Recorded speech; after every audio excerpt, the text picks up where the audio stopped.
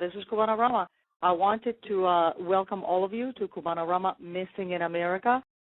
We have this evening a very special lady joining Cubanarama Missing in America, and her name is Rena Gonzalez. You might ask, who is Rena? Rena Gonzalez was born in Havana, Cuba. She's a psychic, she's a healer, she's clairvoyant, she's a mystic. You're going to listen to her briefly here. Mari is also with us this evening. She is the sister of missing man from Las Vegas. He is from, originally his parents were, I think he may have been born in Puerto Rico, but his parents are from Puerto Rico. They moved to Vegas. Like many of us come to America, minorities or immigrants, whatever you want to call us, we come to America looking for a better life, looking for and searching for a better destiny for our kids, and this is what their parents did, and here we are today. It's amazing that we meet because her brother is missing, and he went missing May 14th of last year, and to this day, they haven't, I don't think they've found much. I don't think they have found hardly anything except for his vehicle and maybe an envelope with some documents. We're going to bring them in right now.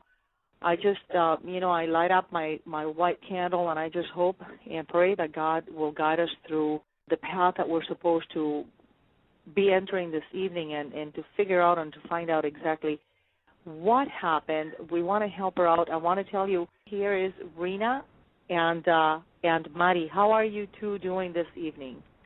I am doing fine, thank you. How about yourself? I'm doing good. Thank you, Rena. This is Rena. How are you doing, Mari? I'm doing fine. Thank you for having me on your show, and thank you, Rena, for joining us. No, thank you. How are you doing, sweetheart? Well, I wish I could tell you I'm doing better, and if I had some answers about my brother, I know I would be much, much happier. But I do thank everyone.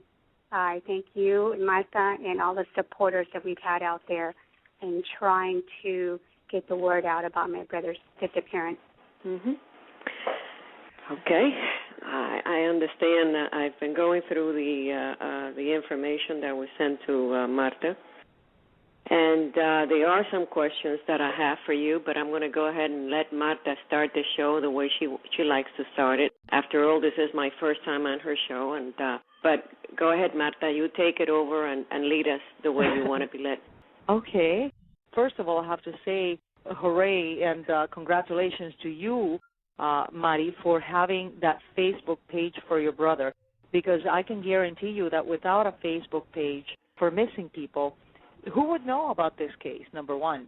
So I have to say that there's a lot of wonderful support system for people who go missing, and if you have a family member, your child has gone missing and you've reported it to the police and you have detectives working on the case, but you do not have a Facebook page, you are doing a disservice to your loved one that is missing, because the more you share their story, the more support you will have and the more ideas that may come your way. And who knows, you may find someone who may want to even help donating money for a reward and things like that. So it's awesome that you guys did that. First of all, tell me a little bit. I always, no matter what show I do, I always go back to the beginning. Everything has a beginning. And so briefly tell me about the beginning when your parents moved, because you guys are originally from Puerto Rico. What year did you move to? And Las Vegas, everybody thinks of Las Vegas as an adult place to go. Why did your parents choose Las Vegas to bring a family? Well, we moved here right around 1973, directly from Puerto Rico. So we were born in Puerto Rico. And it was basically my parents wanted to give us a better life. He did have family out here in Mesquite, Nevada, and Utah. And they welcomed him, and here we are. I've been here ever since. Wow. Were there a lot of Latinos in Las Vegas when you guys moved there? Well, we moved directly to Mesquite, Nevada, and there was not. And I think there was probably one, maybe two other families that spoke Spanish. So it was really difficult for us because we didn't speak the language. And there were no what they call ESL classes or ELL classes, English as a second language for us. So we struggled. It was very, very difficult for us. But with support of my dad's sisters and mom that were bilingual, we learned the language and took off from there. Wow, very good. It's a difficult journey, but I think with every immigrant goes through that, and then we kind of, it's a few years, and kids sometimes struggle through school, but then they make it. And then, so tell me about you guys growing up as teenagers. Tell me a little bit about what you guys did. Growing up, he was just a fun, chubby kid, always a chubby kid, and we didn't have any cousins here because from Mesquite we moved over to Las Vegas, and it was just us, and our parents. And we were very close because we played with each other. We went outside. It was just us siblings playing out there. Later on, when Nony was probably around 16 years old or so, we lost my mom, and 11 months later we lost our dad to both heart attacks. And so from there, we've got even closer together, and we've been there to support each other. I cannot imagine losing a mother at 16 years old and then less than a year later losing the other parent when you're a teenager, because this is a very difficult time when you're just starting to get your license, and a lot of kids just want mom this, daddy this, and Latinos especially, we are, we love each other and we fight and we argue and this is the way we are, and then to not have people like yourself, not to have that support of, it's like the loud Italian families. That's how we are. But we have a lot of passion in our lives, and the cooking and the everything that girls need to be taught by their moms. We need that guidance, and to lose all of that and to just end up by yourselves. So what did you guys do? Did you rent a place together? Did you stay in the house that your parents? What happened? I mean, tell me about a typical day in the lives. I want to take a peek through that window and see what all of you were doing. Where did you work? What did you do? Well, I was already married. I married early, and my other sister was already married as well, my oldest sister, Margie. And from there, Rita, who was the baby, came to live with me, and Nony decided he was going to try to keep the home and maybe get some roommates. And that's what he did. He dropped out of school and decided to go to work. And we just pretty much helped each other out. It's one of those things where it was such a blur in our lives during that time. But somehow or another we got through it. With the support from one another, we just pretty much got through it. And I can't even begin to tell you now how we did it, but we just did it. Can I ask a question? Sure. Do you feel that Nony ever got out of that blur? Yes. What I'm saying with the blur is where everything happened so fast. Before you knew it, you were already getting on with your life. And exactly. You look back and you're thinking, wow, I can't believe that we lost our parents. I can't believe that we've gone through this much. And here we are today. We're loving, caring parents. And we turned out to be pretty good. All of us. Tremendous lesson.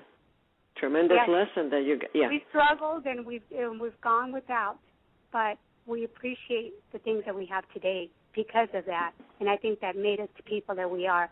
Because Nony is such a loving, wonderful person, everywhere he went, every room he entered, he brought light to that room.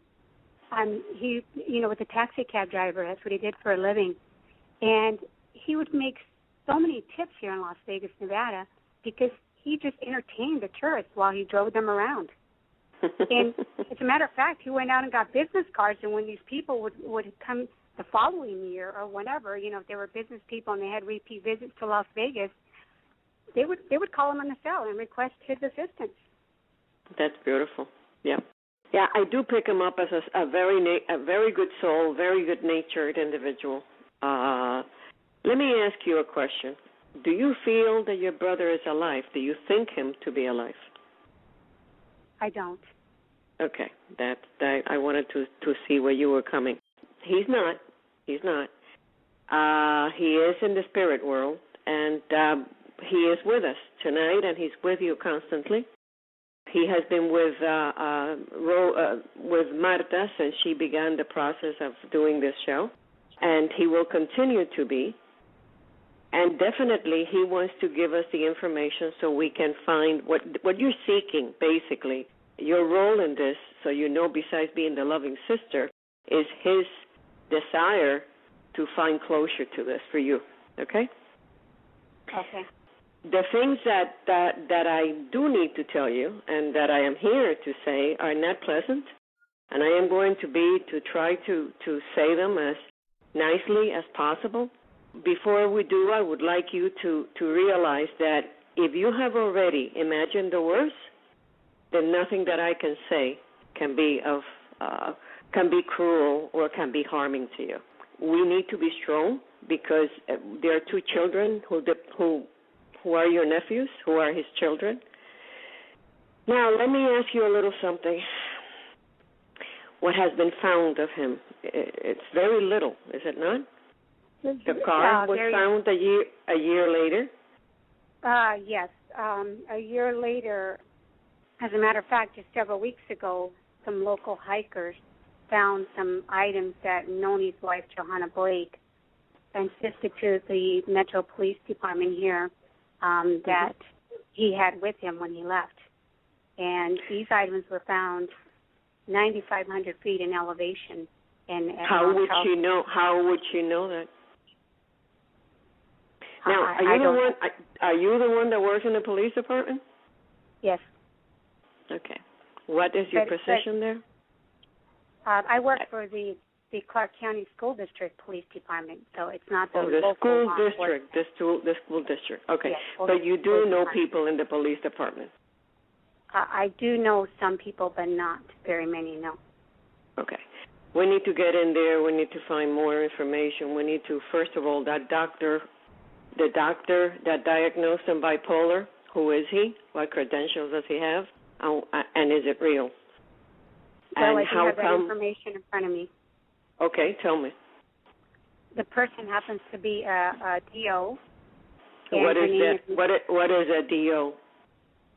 I don't know what it stands for, but it's right under an MD. And if we have a listener that's listening, they might want to be able to call and give us the information on what the difference is. I know that MD requires more education than a DO to practice medicine.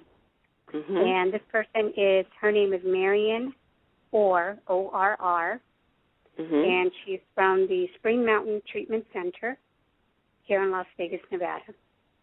Okay. And do you know why it was that he went to see her? I don't know why. I didn't even know he was there until I found out from his wife. Okay. Every thought that you have ever had in regards to this, every thought, every nook and cranny that you have turned, every rock, every pebble that you've lifted, looking for answers, you have been right. The gut feeling that you have about this is you're correct. Now, how to prove that is what we hear about. That basically, is what I feel my work is going to be. I'm sure that you guys have not given him a burial. That would bring closure, even though you don't have a body. You might want to go ahead and do something like that, even if it's only to appease the mind and the heart. You need some closure. there are certain things I've been okay. The closeness that you guys had, all of a sudden dissipated, and all of a sudden you guys were not that close anymore. True? When he married, let's put it that way. Oh, and when he married, I've always been close to him. If anything, when he married, I might have even gotten closer to him because I took his wife on as if she was a sister. I treated her as a sister. I thought of her as a sister. I loved her as a sister. And when she got pregnant, that was just something that my brother wanted forever. So that even brought us closer because I was there from day one helping her with the children. Actually, I helped her and her father when she was on bed rest. And she had an elderly dad that lived there. And I would go over and cook and clean and help her and her father. Then when the children were born and she went back to work, she travels a lot. I then would come over and help Nony, who began to be a stay-home father, and help him with the children. And so I spent many, many days, many, many hours there when these two twin babies were just a little over 2 pounds each. And I helped my brother nurse them. And you see those beautiful children, what they look like in that picture now. They're absolutely beautiful, absolutely beautiful. So when did the silence come in? When did the lack of communication appear? When did that happen? Well, you didn't know that he was. Okay, go ahead. Martha, were you going to say something? No, she was. I'm allowing you both to speak. You're doing great. I think that Rena is thinking. I'm listening to her and trying to figure out where she's going with this. And I think what she's seeing or feeling is that there was a lack of communication, the breakdown of communication between you and your brother, because you didn't even know that he was in a hospital or he was being committed. Exactly. So when did that happen? Because you two always you guys always talked. Why didn't he call you and say, "Hey, I'm going into the hospital. I'm having some problems here." And that's what I don't understand. That's what I don't understand because up until that day, I mean, during the week of like April 10th through the 12th, he visited Georgia with a friend. He had a broken arm. As you know, he had the cast on his arm, and we got several different stories on what happened to the arm and why he had a cast. Okay, tell me the different stories. Okay, one story was that he broke his arm punching the punching bag, exercise bag, in the garage. The other story was he broke his arm punching the bag at the gym. So Nony told us one thing, and his wife Johanna told us another. Okay, and then so Tim Roberson, which is a friend of theirs, and Nony met him through Johanna, that happens to be her accountant's boyfriend. His son had some type of third-degree burns, so Nony went out to Georgia with Tim, because at this point the doctor didn't want him handling the children because of the injury of the arm. Who was taking care of the children if he wasn't? They have a person, Myra, who's from Guatemala, that would come in and assist a few days a week. And so evidently Myra stayed with the children while Johanna was working, and Nony went out to Georgia. Nony returned right around April 16th of 2010, just in time for a 40th birthday party, which took place on April 17th, 2010. And he was fine there. You know, had the birthday party, no problem. His birthday is actually April 18th. And I wanted to play a birthday message recording that he left me on my cell, but I'm on my cell right now. And my sister was supposed to be here because I transferred the recording to her, so unfortunately I can't play that for you, but I probably would have tried anyway. So he said, my birthday is April 20th. Nony sends me a birthday message, sings happy birthday. I try to call him back. I'm not able to get any answers. And I try for 2 days and still can't get him to answer me back, which is not like him. Then on April 22nd, which is Johanna's birthday, I'm calling to see what I can buy her for her birthday, what she wanted, what she liked. And I'm still not able to get a hold of him. So I finally call her. I wish her a happy birthday. and ask her where Nony's at. And she tells me one thing. They went to the cleaners to pick up cleaners, and it was that he was at the grocery store. And then I just started to get this awful feeling inside.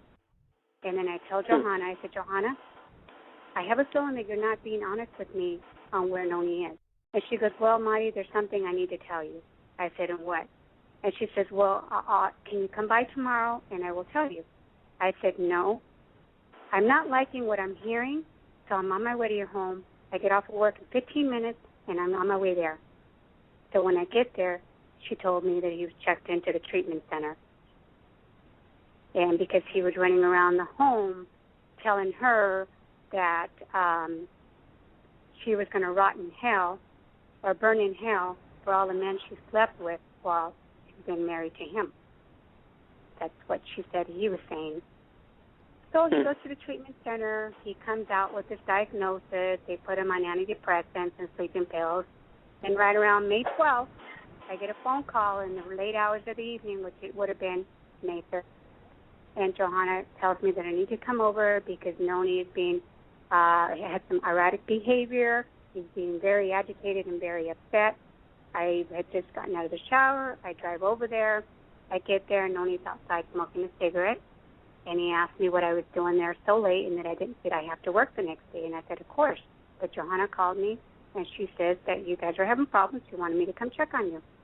And he goes, well, what did she say? And I explained to him what she told me. And he says, do I look like there's a problem with me? And I said, no. So we talked outside for a little bit, sat in my car, and then I went inside the house and I talked to her and explained to her that what she was describing to me I was not seeing. He told me that he was getting sleepy, and he went in the house and went upstairs to, I said, why don't you just go to sleep in the extra room? And I hung around for a few more minutes, and I was talking to Johanna. She was upstairs. I was kind of downstairs, and we were kind of talking to each other from a ways. And all of a sudden, out of the blue, she just tells me, Marty, he just won't leave. And I said, well, Johanna, where do you want him to go? This is his home. And she just got upset with me, walked away, went in her room, shut the door behind her, and I was just standing there in the living room. The babysitter, Myra, and Myra's boyfriend, Jose, were both there. And I thought, okay, what am I doing here? He went to sleep. She just slammed the door in my face. I'm down here. What do I do? I left. Came home, driving the driveway. As soon as I get into the driveway, I get a call from her. And she says, well, Nony got up, and he started trying to beat up Jose and try to kick Jose out of the home. And the police, I called the police, and the police came, and the police said that somebody needed to leave, so Nony volunteered to leave. This happened within a matter of 20 minutes, because it only takes me 20 minutes to get to their home. And I just don't think that police service is that quick in responding. And getting there and filing a report or even asking someone to leave, I think it takes a little bit longer than that while they do their asking what's going on here with one person asking and what's going on. That can't happen within a matter of 20, 30 minutes. I think that the police were already called, and by the time I got there, when I left, they probably were right around the corner, and I just didn't realize it. Did you speak to Did you speak to the young man that supposedly your brother had that fight with? No, because these people will not talk to us. Not talk to me. Not talk to my sisters. They will not talk to us. Have the police spoken to them? Have the police spoken to them? I don't know what the police have done. Okay, this is what we need to start doing. We need to start getting really smart about all this, because up to now you've been doing all this on your own, and I can understand the frustration, just like Marta does.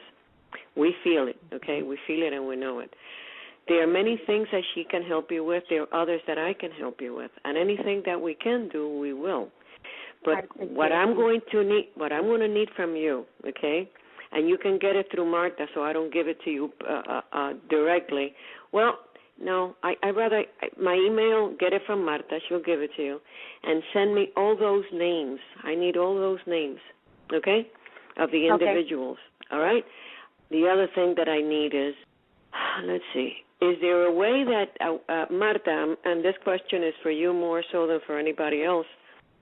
Is there a way that we could get the other sisters on another call for this conversation to continue to get more information, or would you like to do it on a conference call, all of us, and then report what the outcome was?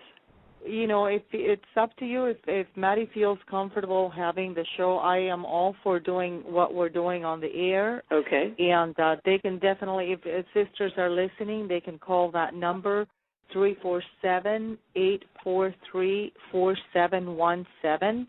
Your sisters are listening this evening. Is that correct, Maddie?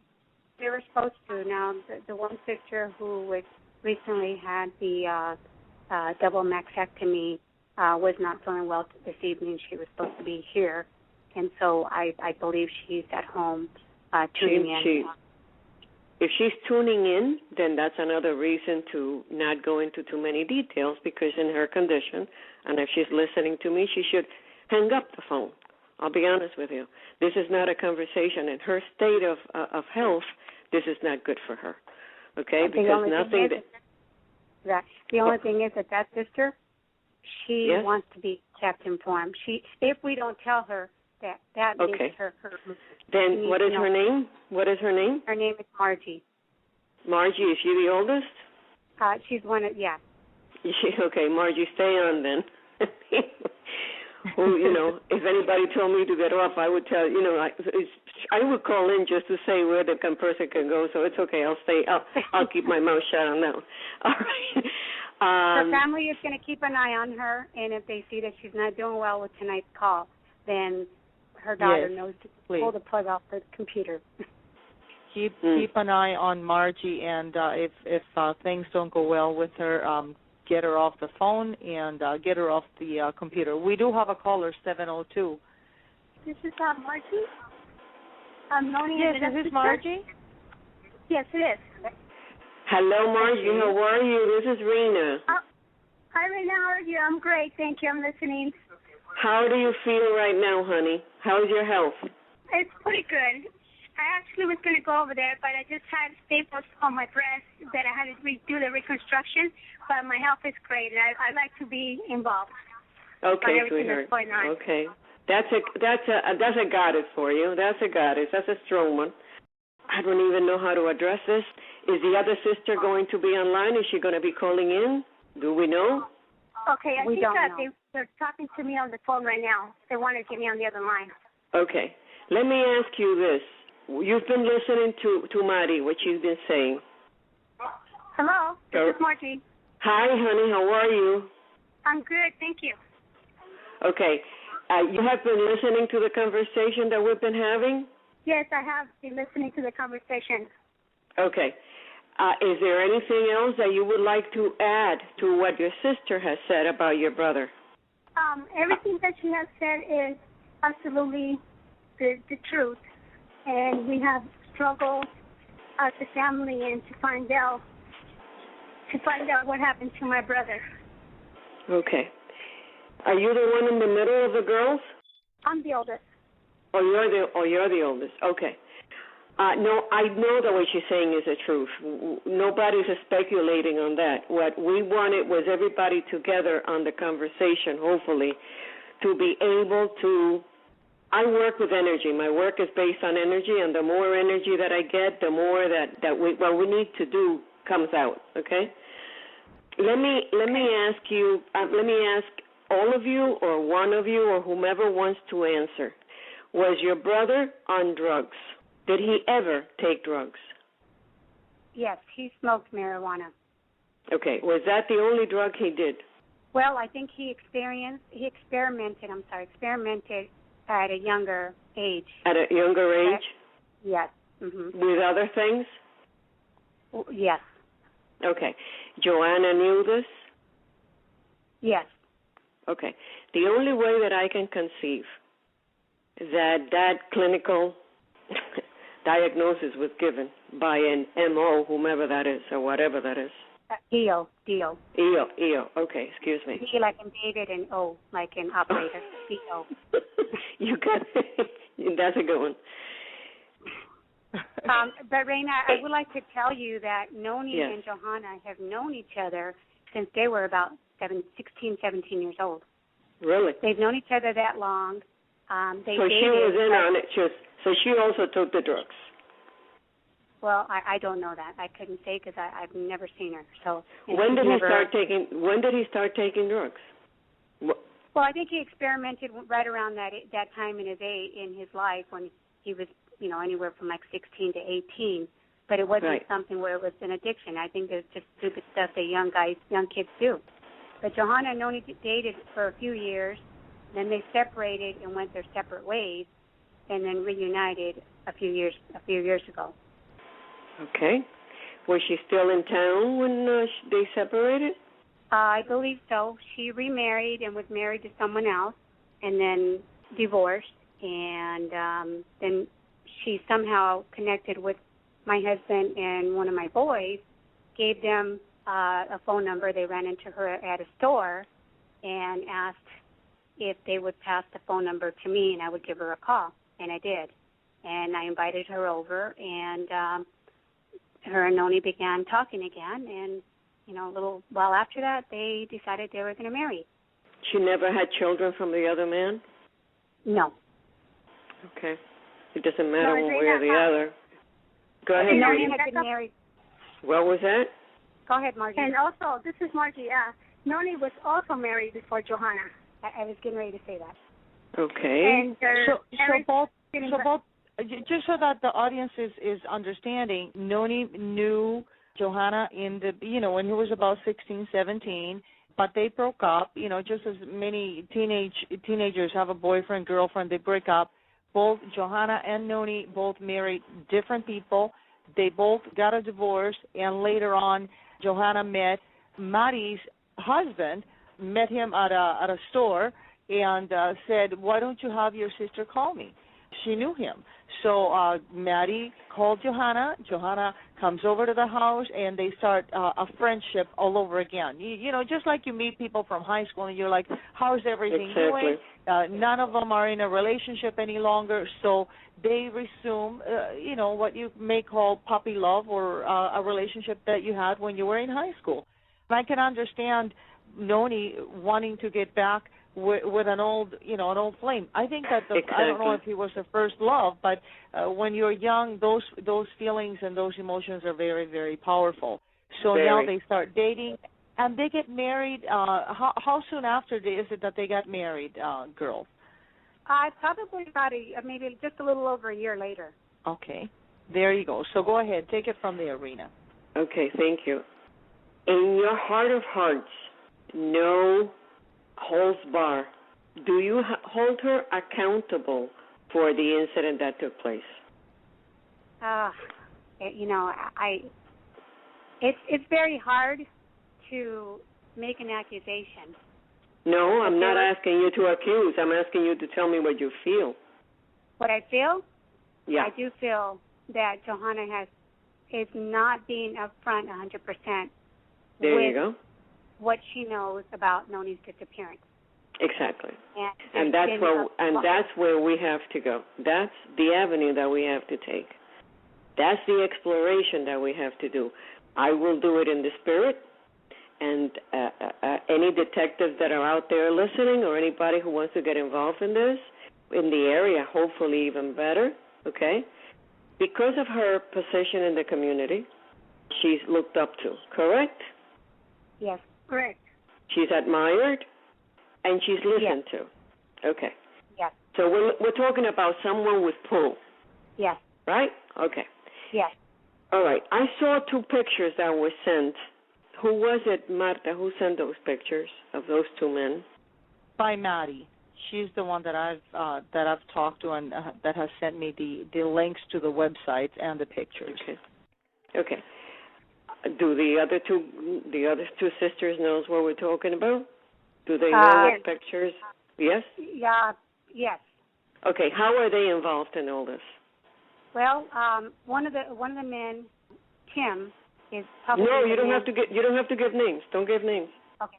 Good. The guy with the hat. Mhm. He is the guy that I told you that Nony went to Georgia with, which is the accountant. The wife who is Johanna's accountant live in significant other. I don't know if they're married or that's her boyfriend. Okay. The other gentleman that's in the workout area He was the gentleman that was training Nony in kickboxing. And how are they in connection with Johanna? That gentleman that was training Nony met Nony through the other gentleman. Yeah, but how does Johanna come into, does she know these two men? She knows them because one of them is her personal accountant's boyfriend. So the guy with the hat is Johanna's. Johanna has a personal accountant, and it's a female. And the boyfriend is the guy with the hat. And the other one that you see in the workout area is friends with the other guy. And he was training Nony in kickboxing. So that's how they're related, through Johanna's accountant. That is the link. And this is by doing exercise one way or the other, has his arm got broken. That's correct. Okay.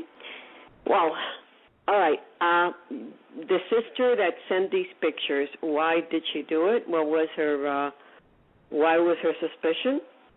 Because the thing is, what I'm trying to get to is this. What I'm trying to say is this. You ladies have been right and are right. Basically, my work here is now telling you you are right in your assumption. This is basically what I'm not going to do it in the air either, but everything you have thought is absolutely right, okay?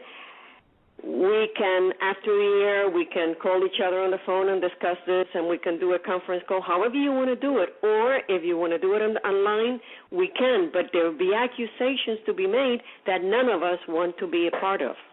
Legal ramifications can occur, and there's no need for it. We can do it in a way that it can be amicable to everybody, okay? It is heartbreaking. It is heartbreaking in whatever position this is looked at. Okay, I can imagine the three of you, the three sisters, and now aunts to two lovely children. Are you able to see the children? Have you been allowed to see them? No, we have not. Okay. So don't you find that suspicious, if we want to put that word, that she will not let you see the children that you so much helped her with? Absolutely. We feel it's suspicious.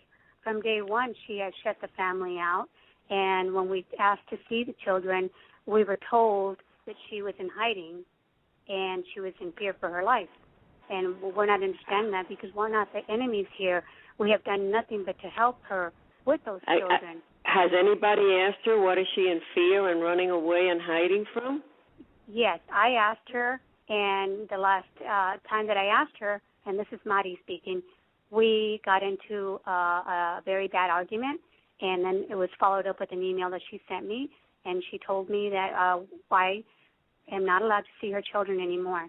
She feels that we are going to tell these children that their mother had something to do with the father's disappearance. Wow, she's afraid of it? She's afraid of it? Oh, wow. Yes. How about, she's not that dumb, huh?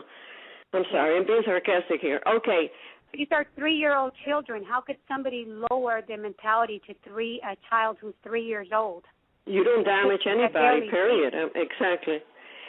We want to be able to hug those children and love them. Those children are part of our brother. Mm-hmm. And I find comfort in being able to see them. Is she in a relationship with anybody right now?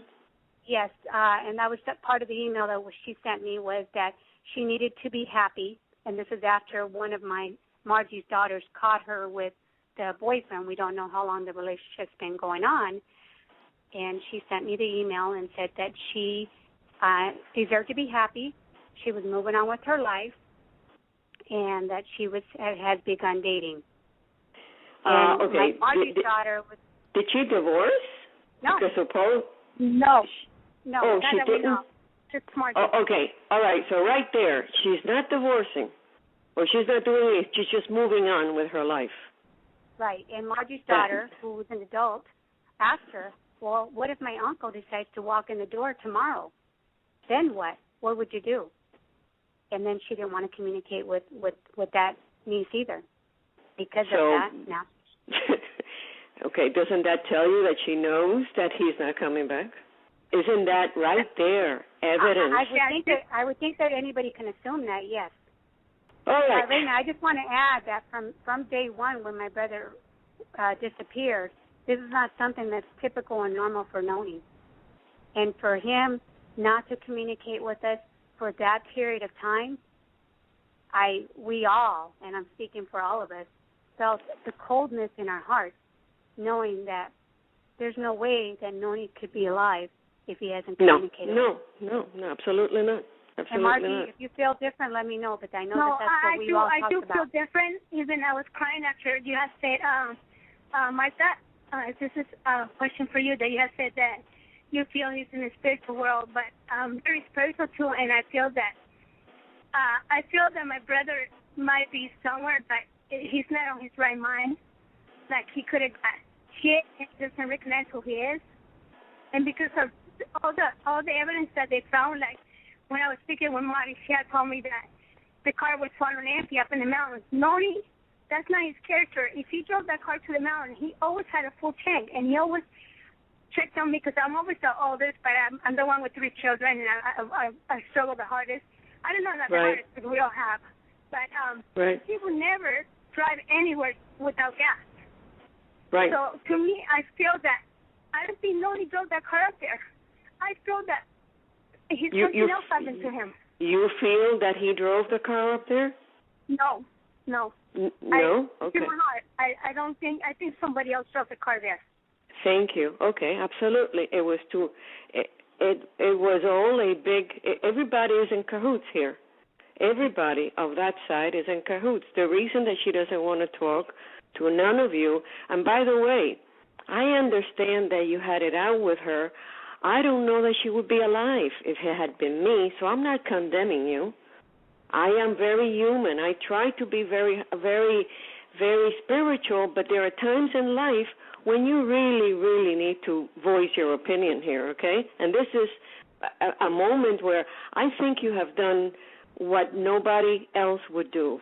I really do. And I feel that one of the reasons that you've kept quiet about all this and you've tried to in your own way, whatever it is that you're able to do, you do, until now, okay, is because you're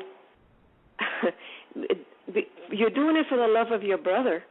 But in addition to that, it's like you don't know what to do. What if I say this? If she gets mad or this and that? So basically,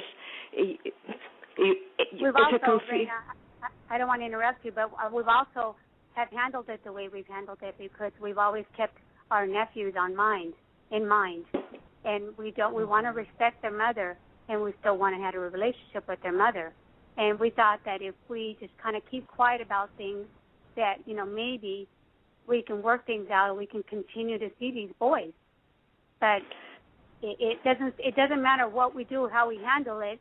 We happen to say something wrong no matter what. And I think that's just an excuse for us not to be able to see the children. Exactly. It isn't anything that we've said or done. It's just no, sweetheart, no, absolutely not. Absolutely not. There's nothing that you would have said or have done has influenced her in doing what she's doing. She's doing this because she knows that she's involved, and she doesn't want to be found out. That's bottom line here. Okay, now. She was offended when Nony first went missing when I began to ask her questions about what he was wearing, what he was driving, and all the stuff. And she thought took offense to me asking her the questions. These are simple questions that you ask anybody when something goes wrong. Didn't the police investigate? Didn't the police investigate?